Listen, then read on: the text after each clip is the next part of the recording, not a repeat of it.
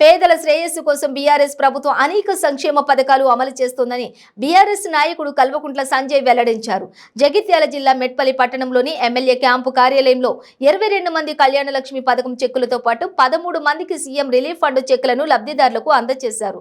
ఈ సందర్భంగా ఆయన మాట్లాడుతూ ప్రభుత్వం పేదింటి ఆడబిడ్డల కుటుంబాల్లో వెలుగులు నింపాలనే సంకల్పంతో కళ్యాణ లక్ష్మి పథకాలను పేదలకు కార్పొరేట్ స్థాయిలో వైద్యం అందించాలనే ఉద్దేశంతో సీఎం కేసీఆర్ ముఖ్యమంత్రి సహాయ నిధి నుండి పేదలకు ఆర్థిక సహాయం అందిస్తున్నారని పేర్కొన్నారు.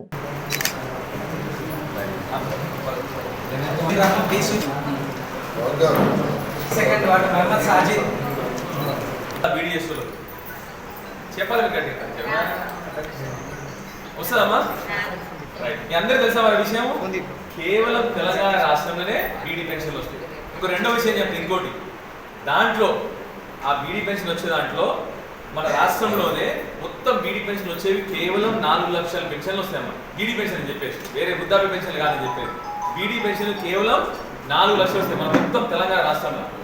దాంట్లో 36,000 పెన్షన్లు కేవలం కొరుట్ల కాన్స్టిట్యూన్సీకి వస్తాయి. ఉదాహరణకి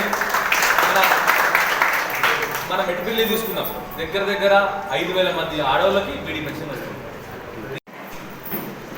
బీఆర్ఎస్ ప్రభుత్వం కేసీఆర్ గారి ప్రభుత్వం మరి వాళ్ళ మన కొరకు మన బడుగు బలిగిన వర్గాలకు ఇవాళ ఎక్కడ లేని విధంగా మన స్కీములు మనకు వారు ఎన్నో విధాలు మనకు ఆదుకోవడం జరుగుతుంది.